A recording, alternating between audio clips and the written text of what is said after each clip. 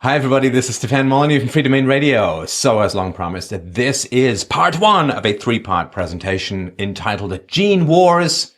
This is R versus K selection. So this is going to blow your mind, guaranteed. This is a way of looking at and understanding the world, civilization, nature, culture, war, peace, fertility from a biological, hormonal, epigenetic, and genetic perspective that explains society in such a way that once you get it, once you really understand it, you will never be able to look at the world in the same way again. I believe you will be able to look at it very, very clearly.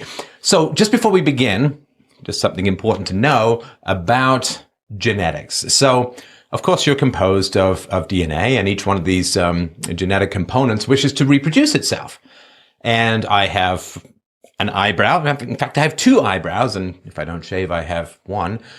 And my eyebrow, what is its job? Well, its job is to keep the sweat from running into my eyes. And why does the eyebrow do it? Is it kind? Does it care about me? No! Selfish little caterpillar on my forehead. No, it doesn't do any of that. Why does it want to help keep sweat out of my eyes? Well, the deal with the eyebrow is, okay, fine, Steph, I'll help you keep the sweat out of your eyes, but what you do in return is use your better vision to hunt, eat, have sex, so that I can use you to make a new eyebrow. Right? This is the really important perspective. You've got a little toe. What is your little toe for? Well, it gives you a little bit of extra balance and helps you do the Macarena in a pretty seductive manner. And why does it do that? Out of the goodness of its heart? Out of the altruistic generosity of its welfare state-driven benevolence? No! It does it so, okay, Steph, I will attach itself to this smelly extremity of yours so that I'll give you a little bit of extra balance. You use that for hunting and for seducing the ladies so that you can have sex and I can use you to make another toe. This is really, really foundational. It's kind of a weird perspective, but it's really important to understand that we are just this big, giant, inconvenient machine for all of our body parts to make new body parts. Or the liver wants to make a new liver, the eyeball wants to make a new eyeball, and it will help us to the degree with which we can serve that end of making new stuff. That's the very, very important thing to understand before we dive in. Having said that, let's dive in. All right. So for decades, there are two main reproductive strategies that have been recognized by biologists. They're included in the most respected textbooks, and they've been taught in most, if not all, major biological courses and programs in university and so on. And it's been around for a long time. It survived challenges pretty well. And these reproductive strategies are referred to as R/K selection theory. You can use the mnemonic rabbit for R, and you'll see why as we go forward. The R strategy is an adaptation to excessive resources, right? So when you're not going to run out of food, then you want to have as many offspring as humanly possible. You're not going to starve to death, right? So think of rabbits in a field. They're not going to run out of grass or whatever, right? The R strategy for reproduction emphasizes quantity over quality. So think of like a frog has like 12 billion eggs and then tadpoles and then, right? But they don't give a crap about any of them. In fact, they'll eat them if they get hungry. And so they don't invest in their kids. They just have massive numbers of kids. And, each kid crosses their fingers. And of course, maybe 2 or 3% of them make it to adulthood. It's the same thing with the sea turtles, right? They go up and they dump their eggs in the beach and then cross your fingers, dodge the seagull alley, and try and get back to the water, and 95 or 97 or 98% of you will never make it to adulthood. So you could also call it my first-person shooter strategy, spray and pray, just cloud of semen, cross your fingers, keep moving. And it tends to be centralized around prey species, so rabbits, mice, deer, insects, small lizards, and so on. And that's where it tends to occur. Now, the K strategy is very different. Now, the K strategy is an adaptation to scarce resources. So when resources are scarce, you've got to really work to try and gather them, to hunt them, to store them, to catch them. And it emphasizes, in terms of offspring, quality over quantity. You have fewer kids, but you invest much more in those kids. You teach them how to hunt, you nurture them, you raise them, and it's pair bonded and so on. Now, the K species tend to be larger, more complex, bigger brains, and they tend to be predator species. So lions, wolves, the larger kinds of owls, which are more K-selected than sort of the smaller owls and so on. We'll go into these in more detail, and I'll explain at the end how this connects to politics. Let's look at the R strategy. So there are 5 main traits that are generally talked about. So there's an aversion to competition in R strategy organisms. And why compete? Because resources are everywhere. There's grass everywhere. Why are you going to compete over this or that patch of grass? No, you just move on. So there's an aversion to competition, rampant promiscuity. And that's because it's quantity over quality in terms of offspring. Low investment, single parenting. You don't spend a lot of time raising up your kids to live right and hunt good. You just dump them in the wilds and see what happens. Early sexual maturity and activity. And one of the things that's very true in biology as a whole is that the earlier an organism matures, the quicker it matures, the less complex it ends up being. So, think of like a horse can walk within a day or two of being born. Kids take like 10, 11, 12 months. And, but we end up with all this sophistication. The brain takes like 20 to 25 years to mature, still waiting. But, other brains, a brain of a millipede is like born good to go. So the longer things take to develop, the higher quality, complexity, and sophistication there tends to be. So among the R strategy, like think of insects and so on, right? Early sexual maturity and activity, low loyalty to the in group among R strategies. You're going to get eaten, and maybe, and you don't want to go, oh, my friend's getting eaten by the fox, says the bunny, and he rushes over to help, and right? I mean, now you are down one more bunny, so it's two for one. So you don't want a lot of loyalty to your in-group because you're not in competition, you're not teaming up to hunt stuff, and if your friend or your brother, your sister, or whatever, your father, your mother are being hunted by a fox or whatever, then you just try and get away. That makes sense, right? Now, the K strategy, there's an embrace of competition. There is win-lose. There is a real desire to show yourself as better. There is delayed and monogamous sexuality. You want to monopolize the high-quality mates for yourself. Because you invest so much in parenting, you really care whether the kids you're parenting are yours or not. So you want to try and hold on to your pair bonded partner so that she's not having sex with someone else, or he's not having sex. Well, I guess the woman always knows the kids are hers. But so delayed and monogamous sexuality is key. High investment dual parenting, right? These are the animals that stay together and invest a lot into their kids. Late sexual maturity and activity. That is, of course, to give the chance to display reproductive fitness before having your kids. And high in-group loyalty. These are the pack animals. These are the wolves. They care about each other. They will work to defend each other. They compete with each other sometimes. But high in-group loyalty. These are the pack animals who work together, who team together in order to hunt their prey.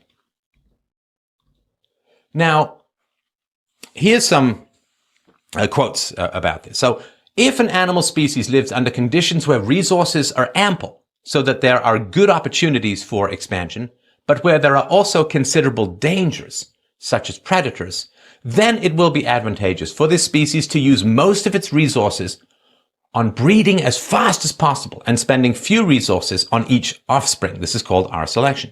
The R is the mathematical symbol for the rate of reproduction. R selection causes the evolution of small animals growing fast and breeding fast. Examples are mice and insects. The opposite of R selection is K selection. Strange things are afoot at the Circle K. This is what happens when a species lives under conditions where the population is limited by scarce resources rather than by predators. The capital K is a mathematical symbol for carrying capacity, i.e. the maximum number of individuals that the resources in a given habitat can continually sustain.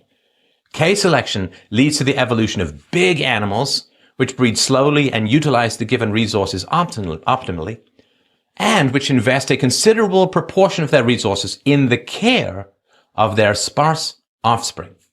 If the animals under these conditions bred excessively, then they would have insufficient resources for nurturing each young, and they might overexploit their habitat to the point where the resources were exhausted. K selection is found in those animals that come last in a food chain, such as whales, elephants, and humans, right? So if a lion breeds too much, a pack of lions or a pride of lions, sorry, if they breed too much, then they eat all of the food in the vicinity and they all starve to death, right? And this balance is really, really important to understand. You watch those nature documentaries where, you know, the wolf is in hot pursuit of the baby deer and everyone's like, run, deer, run. But of course, if all of the prey get away, if all the deer can outrun the wolves, then the wolves all die of starvation and then the deer breed without opposition until they strip all of the resources from the environment and then the deer all starve to death. And so the fact that some deer get caught is essential for the long-term sustainability of the deer population. So let's look at these, the rabbits, right? Breed like rabbits is the old thing, right? So, you know, you've got rabbits. They're never going to run out of grass, pretty much. And so you get all these rabbits, breed. And that's what they're up to. And they're basically just incredibly rapid photocopy machines designed to turn grass into rabbits as quickly as humanly possible. Because, you know, grass is easy to obtain, according to some of my listeners. And so you don't have to chase it. You don't have to hunt it. You just go and eat it.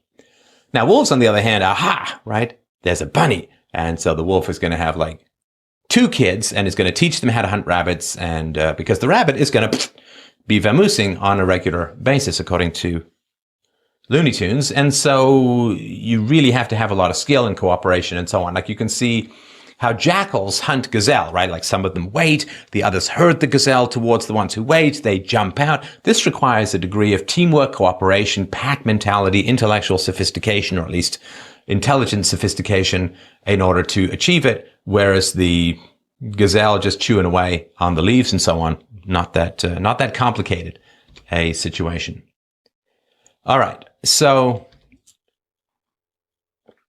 looking at this in a tiny bit of detail. So a meadow has enough food for 100 rabbits. Now, wolves keep the rabbit population at, let's say, around 30. Now, the rabbits are regularly killed by the wolves, and they can't do anything to protect themselves against a wolf attack. There's no, like, Monty Python Vorpal Bunny, straight for the throat, Brer Rabbit, and none of that, right?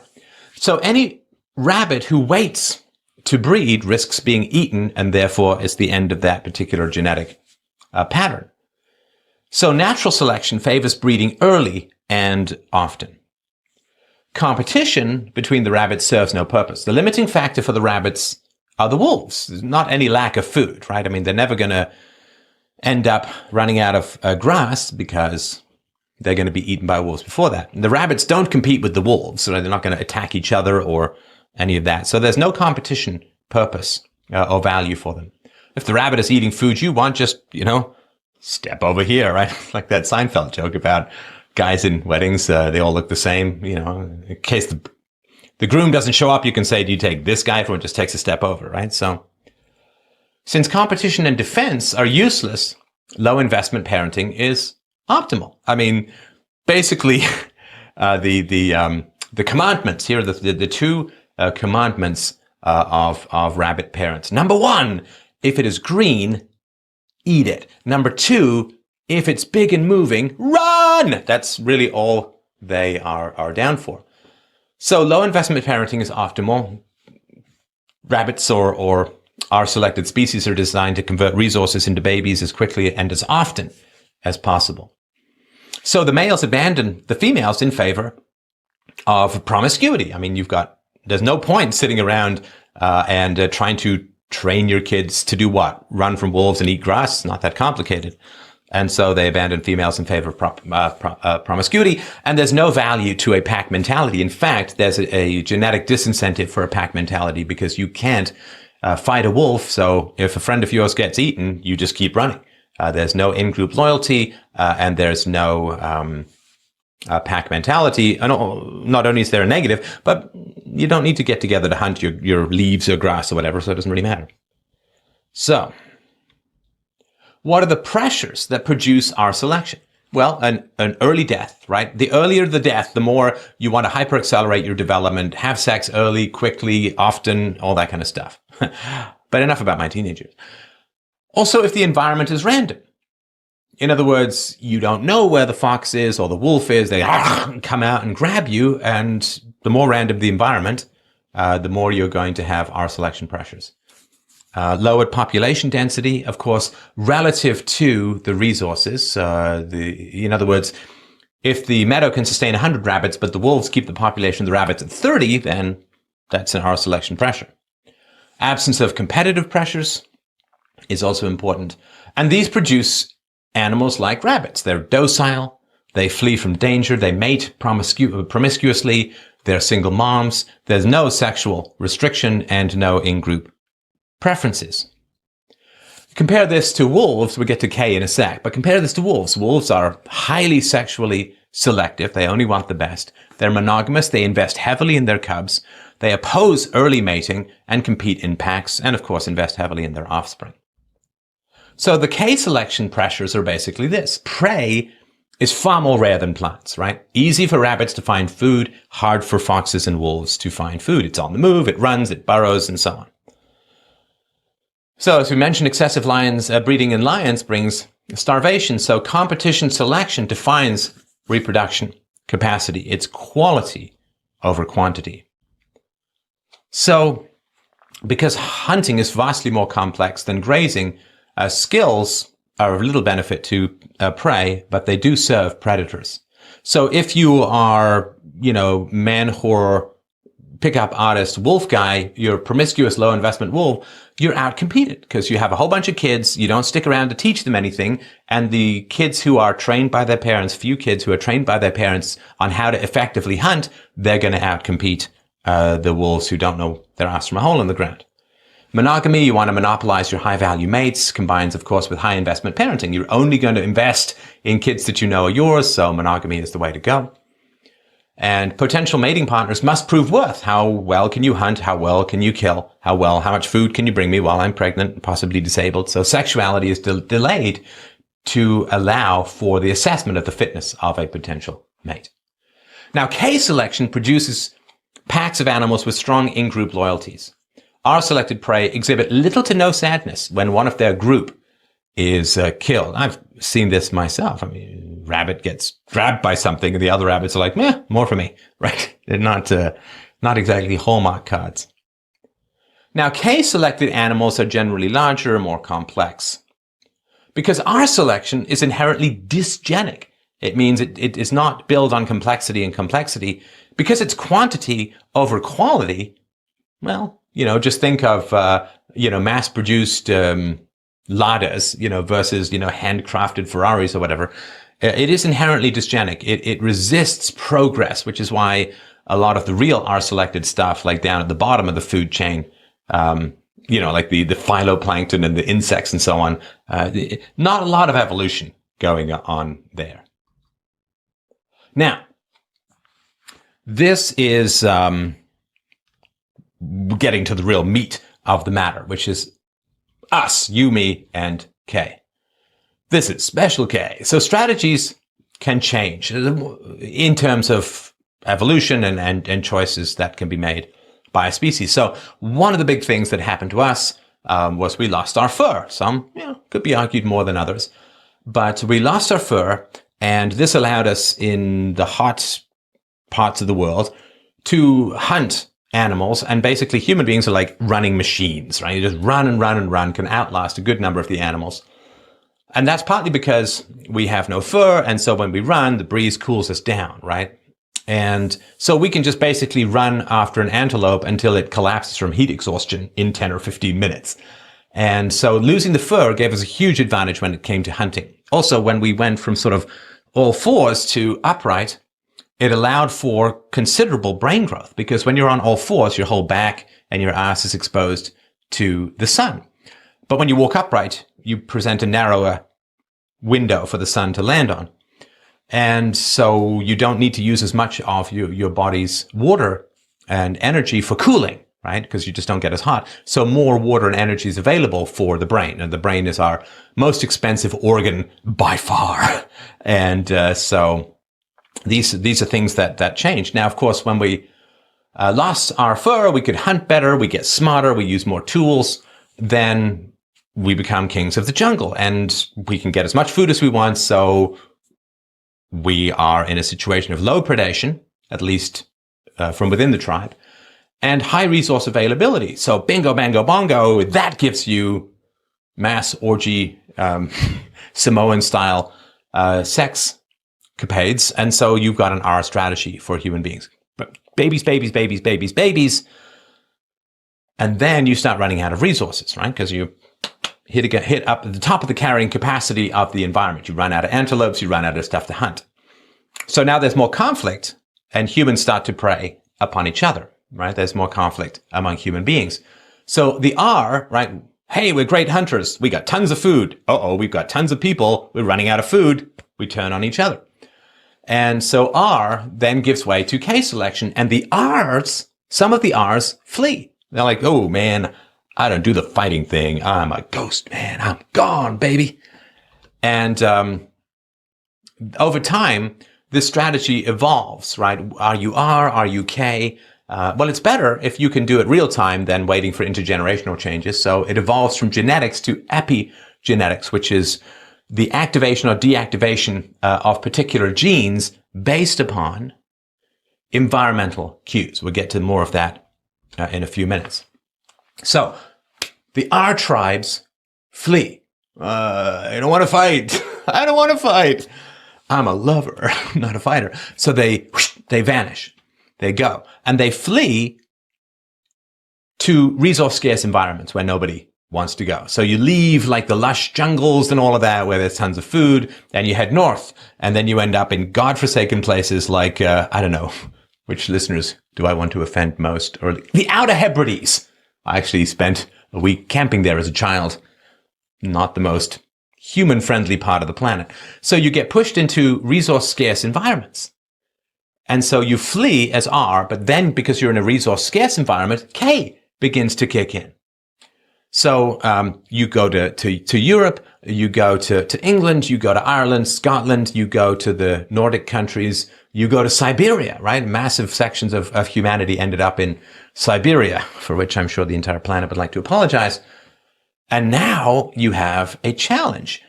It's not tribal competition that makes your resources scarce. It's that big-ass European winter that is a challenge. So you end up, as the R people who fled, you end up raising crops and animals. But that requires a huge amount of investment in your children to make them good farmers, to make them good livestock managers, to make them hoe the back 40 and repair the fences and plan and not eat their seed crop during the winter. If you eat your seed crop, you're basically eating tree bark and offspring come spring. Now, when you start raising crops and animals, you end up with a big division of labor. Because, I'm the barley guy, the guy down the street is the wheat guy, and then there's a guy who does milk, and then there's a guy who has pigs, and we all have to trade with each other because, steady diet of wheat gets a little old after a while, unless, of course, in the form of beer. It's very nice.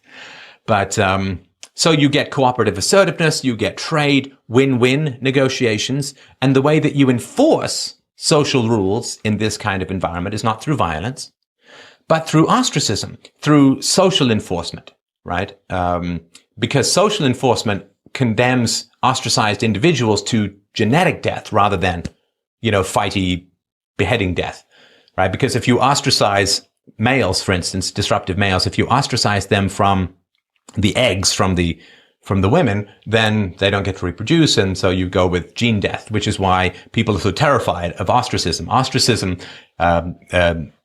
hits the same brain centers and causes the same pain as physical torture. Right? We don't want to be ostracized because it's gene death for us. And so these kinds of societies, you can say Calvinistic or rigid or whatever, but they require a lot of cooperation. They deal with very strict social rules, a lot of ostracism, threats of ostracism going on, and so on. Crops and livestock require the deferral of gratification, intense planning, cooperation, docility, and the conservation of energy, which have a lot to do with the R selection, become a liability. I don't feel like, fixing the fence. Oh, my sheep all escaped, right? So you flee as a prey species. You flee as an R. Man, I don't want to have fights over the lost antelope. But you end up returning as a hyper-predator species, so to speak. So you flee as an R, you come back as super K, which is kind of the story of colonialism in some ways. So, a couple of quotes. R versus K selection. The choice between the two strategies depends on early experience. People raised in a stressful environment exhibit typical R traits, right? So we're talking about how human beings dynamically adapt to environmental cues to figure out whether it's better to go R or to go K. Kind of tough to go both ways, right? So people raised in stressful environment exhibit typical R traits, such as many and early sexual contacts, large families, risk-taking, and short life expectancy. In a safe, predictable environment, they will typically have lower fertility and higher life expectancy and invest in long-term benefits such as education. Socioeconomic development with its accompanying demographic transition and drive to maximize quality of life can be viewed as a shift from an R to a K strategy by humanity. Now, even within a species, there is a margin of variation within the RK continuum. For example, researchers discovered two varieties of the same opossum species, one living on the continent where they are threatened by predators, one on an island where their life is more safe. It turned out that even in captivity, the island variety lived longer and had fewer offspring, followed more of a K strategy than its mainland cousin, right? So here, same species. One is adapting to an environment with predators, and when you have random predation, breeding early and often is the key. Same species, one with predators turns R, one with no predators turns K. Even within captivity, over time, it has become genetic. And that's important. That happens to human beings as well, as we'll continue to talk about. Here's a summary table. I'll go through it quickly. And you can, of course, pause this and get into more details if you want. R organisms, short lifespan, small, weak and vulnerable, fast maturation, they're prone to taking risks, opportunistic exploiters. If the resource is available, they'll eat it. Less intelligent and experienced, they have a very strong sex drive, reproduce at an early age, large number of offspring, small relative size at birth, little care for offspring, variable population size, right? Depending on the resources, the population grows and shrinks. Many years ago in Australia, the Australian farmers got rid of the dingoes and other predators on the rabbits. The rabbits bred like rabbits and ended up stripping the outback bear and all starving to death, and that was a big mess. K organisms, they have a long lifespan. They tend to be large organisms. They're robust and well protected. They're slow to mature. They are risk adverse. Risk adverse. They are consistent exploiters. They are more intelligent and experienced. They have a relatively weak sex drive. They reproduce at a later age. They have a small number of offspring who have a large relative size at birth. They put a lot of care into their offspring, and they generally have a stable population size. So, like human beings, I mean, it's a gruesome fact that, our brains are so huge. And if you look at babies, they have these like weird Ally McBeal style dancing baby giant heads. And basically, human beings exit the mother's womb about 12 minutes before their heads get too big, and they would just split their moms in two like wishbones at a Thanksgiving turkey dinner. And that's why babies are born so helpless. Like, you got to get out, because any bigger, the hips won't take it. And that's why babies are so helpless. And this is why the first year of life, sometimes called the fourth trimester or the first couple of months because they really should still be in the womb. They're so helpless, but they can't stay in there any longer. So epigenetics is really, really important here. RNK strategies do not need to be fixed in the genes. They don't have to be pure nature. They can be epigenetically shaped by early experience. We're going to talk in part 2 of this series about the genetic roots and genetic manifestations of R versus K strategies, which is hugely important to understand. The third part, which is the gene wars called ideology, which is R versus K strategies attempting to create societies in which they dominate. Anyway, we'll get to that in a sec. Well, not in a sec, but in a bit. Environments can change in carrying capacity and risk / unpredictability over the generations. So organisms can adapt strategies to the current situation, especially humans. We're incredibly adaptive. We have genetics, we have epigenetics, we have neuroplasticity, which is the capacity of the brain to reprogram itself based on new information, which I'm trying to do to you. So epigenetic biological effects may be and seem to be mediated by hormones. Now, hormonal levels are dependent upon experience, upon the environment. So as we mentioned, our strategies for reproduction are the most appropriate in a dangerous, uncontrollable environment where there's little guarantee of surviving into adulthood. Such an environment is stressful. And when all the way from the mother's stress to the fetus in the womb, when the mothers are stressed, the fetus is stressed, when the babies are stressed, and so on, it leads to the release of glucocorticoid hormones such as cortisol. Children who are subjected to chronically high levels of these stress hormones are programmed to develop into our strategist reproducers and life forms, focusing on quick reproduction rather than long-term maturation. So this can be achieved by higher levels of sex hormones, of course, testosterone in men, estrogen in women. This leads to early sexual maturity, a strong sex drive, a tendency towards aggressivity, and risk-taking in men, and high fertility in women. On the negative side, of course, these are the high RPMs that burn out the motor. High levels of sex hormones are associated with a higher probability of heart disease and cancer, and thus a shorter life expectancy. Let's look at how this manifests. In one instance, a primary cause of childhood stress is an insecure attachment to the mother, not knowing if your mother is there for you, not feeling that she's reliable, not feeling her behavior is predictable. And the offspring experience, it's two sides of the same coin in a way. So there's a lack of support. Also, if the mother is excessively fearful, if the mother does not want the child to explore the world on his or her own and thus develop autonomy, well, so this motherly neglect and over-concern is stressful in itself, but it also signals a dangerous external environment, right? Don't go out of the yard. Be careful on those stairs. Everything's dangerous. Worry, worry, worry. This helicopter stuff that's been going on in parenting for the last, couple of decades, maybe. I mean, when I was a kid, it was, here's a hunting bow. Good luck for the weekend. But whatever signals a dangerous or random external environment provokes R-style epigenetic and hormonal adaptations in children. You can go to bombinthebrain.com for more of my presentations on that information. Now, of course, if you don't get a lot of attention from your mother, that signals to your body that she probably has a whole bunch of other offspring to care for. And when there's a lot of offsprings, that's a sign of an R-type situation. Also, and we'll talk about this more a little later, if the father is absent, if there's no father in the household, bang, you have instant R karma. Because, of course, that signals that the father is gone, which means there's an R-type reproductive strategy, which is why girls raised without a father, sexually mature earlier, have earlier and unprotected sex.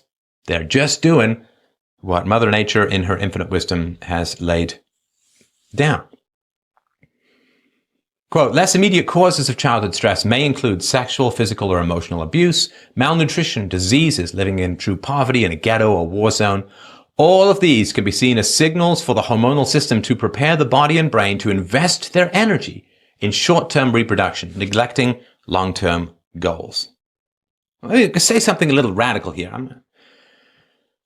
It's almost like they're two different species. And of course, we're all humans, but this R versus K, almost like two different species, because incomprehensible to each other. You look at people, there was a famous song, actually, I once peed next to Lawrence Gowan. Gowan did a song called about criminals, and how he said he got this song because some guy was like, I'm a really smart criminal, I'm doing really well, and he just kept ending up in jail and not learning anything. And it's incomprehensible to the K strategists. What the hell are the R people doing? And at the same time, the R strategists, in their hippie doofus reefer madness kind of way, look at the K strategists and like, square, man. They don't have any fun, no spontaneity. Why would you want to get up in the morning if you knew exactly how your day was going to go? I couldn't work in a cubicle, man. Like all this Jack Kerouac stuff, right? Incomprehensible. And we'll talk a little bit at the end, the degree of incompatibility between R and K selected people, not insignificant. High levels of stress hormones stunt the development of various tissues in the body. In particular, the hippocampus region in the brain, that is the part that manages the consolidation of memories and the buildup of experience, the capacity to predict the consequences of current behavior, to see over the horizon to the future. Again, the R strategists who fled to resource-scarce environments, who then had to learn how to defer gratification and so on. Anyone who's like hungry, eat seed crop. Well, they don't tend to last very long. And also, of course, if you're growing your own food, you have a fixed ceiling of how much you can eat. You have too many kids. Well, you have a problem. So, I'm not saying all R strategists are criminals, but I'm pretty sure that most criminals are R strategists. So people who are raised in stressful environments have a lower life expectancy, generally tend to be shorter, and interestingly, they're more likely to become obese when they have excess food, right? Because the limitation is predation, not a lack of food. So just eat, and to reproduce. Reproduction takes a lot of energy. Having sex, being pregnant, breastfeeding takes a lot of eat. And of course, if we look at the degree to which obesity is becoming a huge problem. I mean, Mexico, I think, is the most obese nation in the world. Throughout the West, particularly in America, obesity is becoming a huge problem because we have excess food.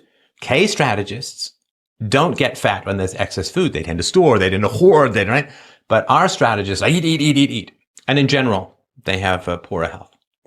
They tend to be viewed as adults more quickly, so child soldiers and so on, and sexual abuse of children, of course, is treating children as sexual agents prior to them being sexual agents.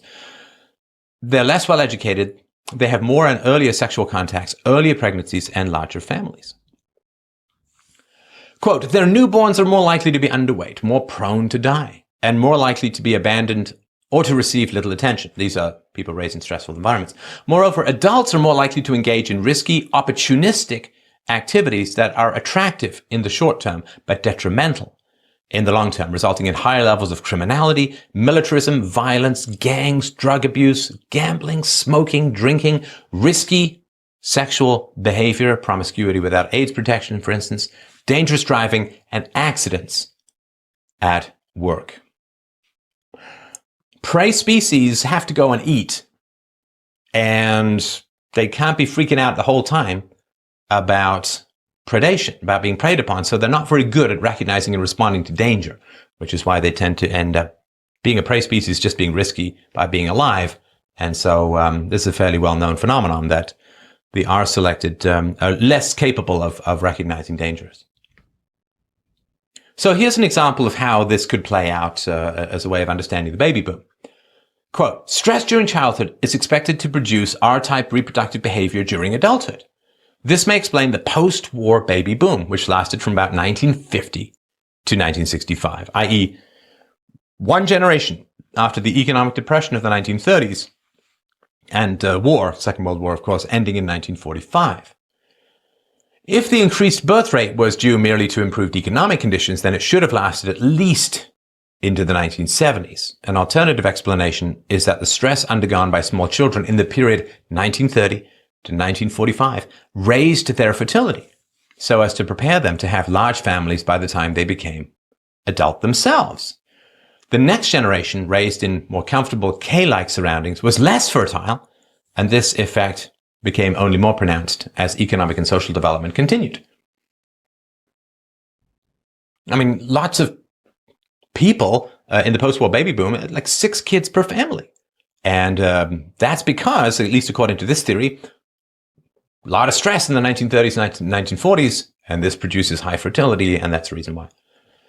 Such ongoing hormone-regulated fertility reduction might even explain the observed decrease in sperm count in Western societies, which is usually attributed to pollution, I would argue, or keyboards.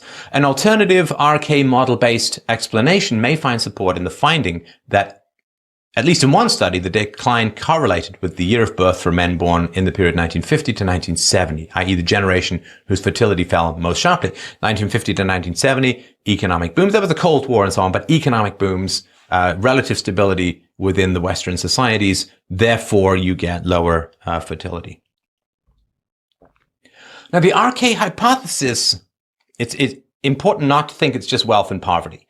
It focuses on uncertainty or risk is the main factor. So our behavior is diminished in countries with a low per capita gross domestic product, but which are otherwise predictable and safe. So, for instance, the Indian state of Kerala. Eastern Europe before the fall of the Berlin Wall was poor, but relatively stable. On the other hand, more wealthy but unstable and violent societies such as South Africa, certain Arab and Latin American countries, and inner cities in the United States tend to exhibit more R characteristics. Wealthier, but more chaotic and violent. So the RK theory explains the demographic transition. This is a universally recognized and documented phenomenon that as a population becomes socially and economically more developed, its fertility drops enormously. Average number of births per woman falls from 7 or 8 to less than 2, because you're shifting from R to K. It suggests, quote, it suggests that the best way to reduce unsustainable population in the long term is to increase the general level of physical, psychological, social, and economic security in the population. It also explains why less developed minorities, such as Arabs in Israel, Gypsies in Eastern Europe, or Hispanics in the US, tend to increase in share of the population, threatening to overtake the majority. It's an old saying that says the best contraception is industrialization, and this explains that.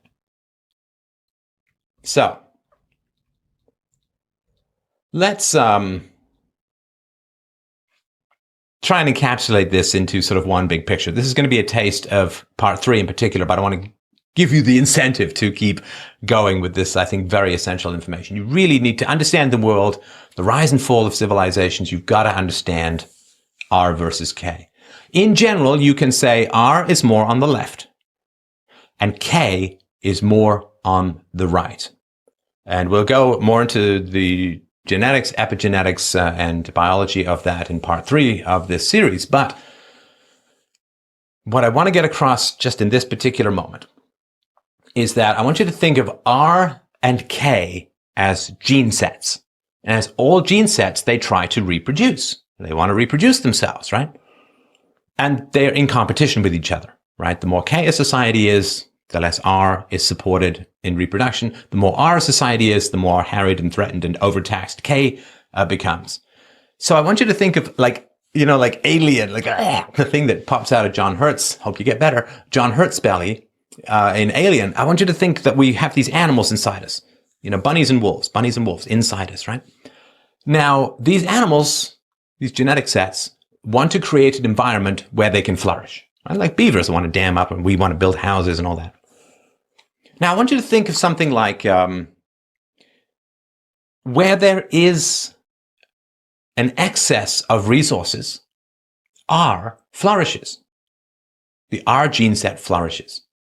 Now, think of on the left. Do they like the welfare state? Do they like the money printing? Do they like the debt? Do they like the borrowing? In other words, do they have any fundamental problems? But generally, no. So I want you to think of this highly verbally adept, sophistic, dangerous bunny. Sounds crazy, but it's true. Welfare, the welfare state, not charity. Charity is limited. There's lots of charity in K societies, and people on the right are generally more generous when it comes to giving to charity than people on the left. So, but the welfare state showers and rains down resources on people. particularly on the poor. Trillions and trillions and trillions and trillions and trillions of dollars have been poured into poor communities. That creates a situation of very high abundance. I'm not saying it makes them all rich. I'm just saying it creates massive abundance relative to charity and so on, which is much more discriminating. So wherever there's massive abundance, our strategies flourish. And so the fact that people on the left who manifest the R strategy argue for more resources being poured at people is how the R reproduces itself. It creates the illusion of abundance by borrowing money, by printing money, by getting off the gold standard. That's a K limiting standard. Go pump money at the poor. Go create. Go borrow. Go into debt. Put out bonds. Forget the future. Forget the future. Resources now. That is how the R philosophy, the R political philosophy creates a system, a situation, a world, a society, an economy which creates more R people, creates more R gene sets. It's the R bunny using our political ideology to create more R bunnies to breed with and more R bunnies in the long run. Ks, on the other hand, are like, ooh, think of conservatives. Ooh, national debt. Ooh, that's bad. Because they're concerned about long-term consequences because that's the K strategy. Particularly the one that came out of agriculture and livestock farming and so on. Liberals don't care about the national debt. Conservatives are, national debt, that's our seed crop. We've got to think about the future. We can't just, and now. And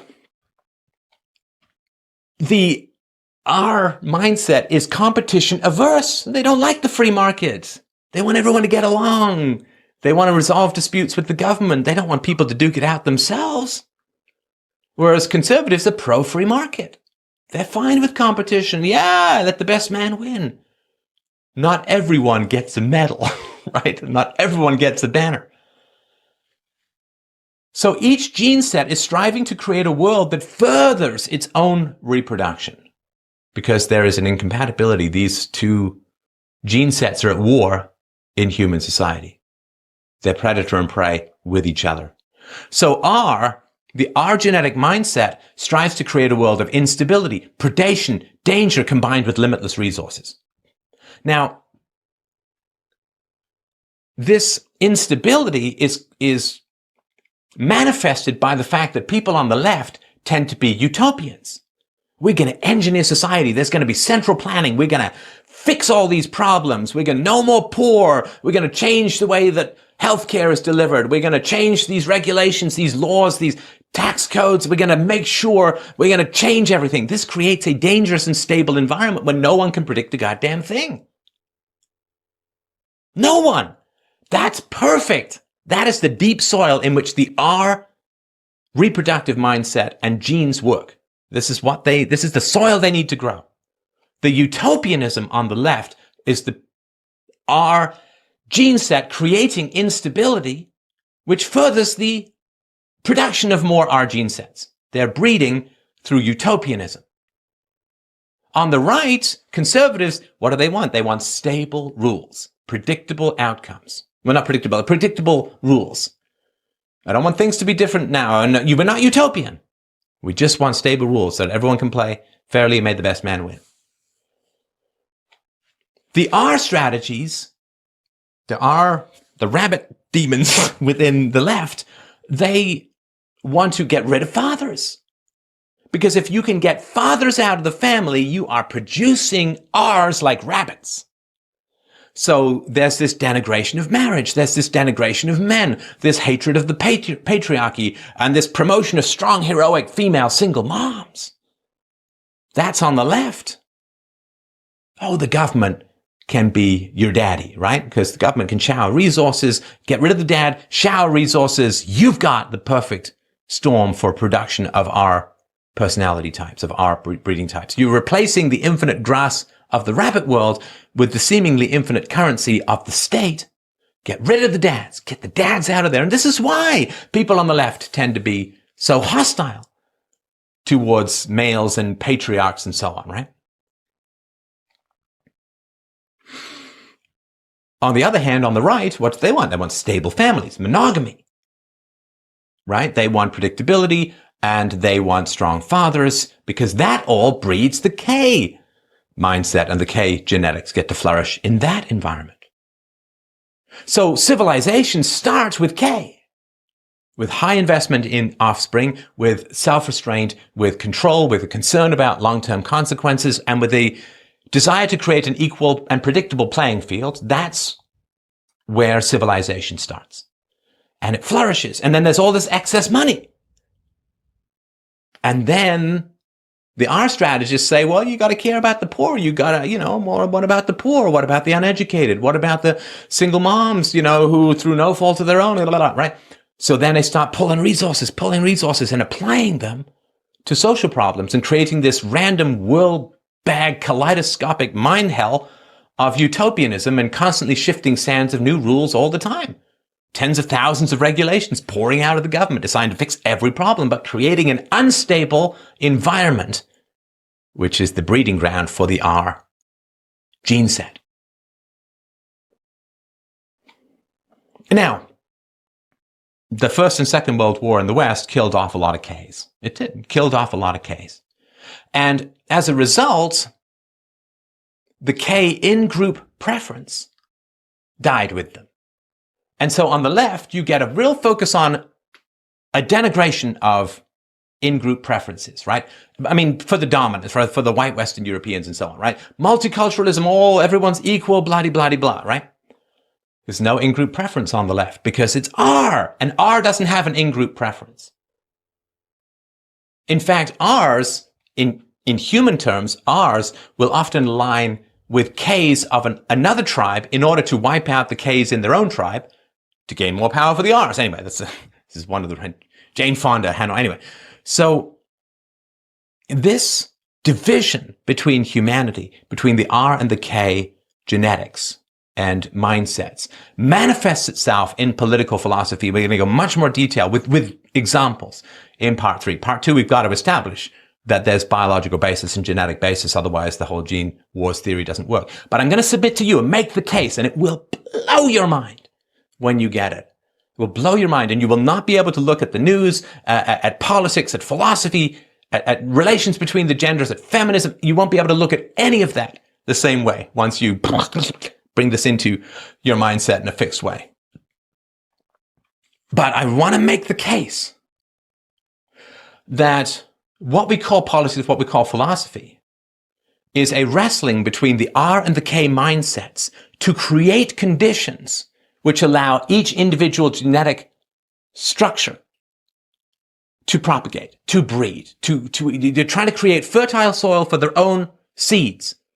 But what is fertile for the R kills the K. What is fertile for the K kills the R. This is why people get so hysterical, because on the left, they're driven by R. And when people say, well, we should have private charity rather than public welfare, when people say we should have a balanced budget amendment, when people say we should respect the role of fathers within the family, that is death itself to the R gene set. That will wipe the R gene set off the planet. Conversely, the Ks look at the Rs and say, well, if you win, there's no place for us. And this is why left and right is universal in almost all human societies that have ever been documented. Left and right is universal because R and K is universal. It's an adaptation strategy that's had billions of years to evolve and fine-tune itself and respond to local circumstances. So lizards want to make everything warm because that's how lizards flourish. Penguins want to make everything cold because that's how penguins flourish. And in the same way, the R gene set wants to make everything chaotic and random and have excess resources because that's the hothouse environment that allows them to flourish. On the other hand, the Ks, they want stability, predictability, a limit on resources. They want stable monogamous families and two-parent households and high investment in kids because that's what allows that gene set to flourish. And the reason things get so ferocious is that these two gene sets are fighting for survival in the political arena. It's gene death to the Ks if the R wins. And it's gene death for the Rs if the K wins. And that's why it's so hysterical. And that's why it's so aggressive. And that's why it's so crazy to get into political arguments. It's not abstract arguments. It's arguments for base biological configuration, survival, and flourishing. These are two species at war with each other and using us. Like giant remote control, flesh-based dreadnoughts, they're using us to fight their battles for them. Once we become aware of this, we can mediate that influence and actually begin to reason, rather than being on two different sides of a biological equation that can never, ever be win-win.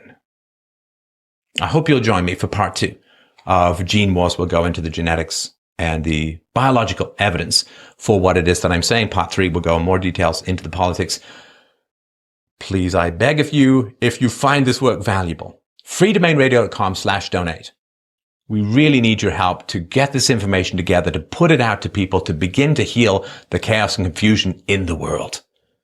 So I hope that you will go and donate to this conversation. I believe it is absolutely essential for the future of freedom, peace, and reason. We need philosophy, we need knowledge, and you can help us spread it at freedomainradio.com/donate.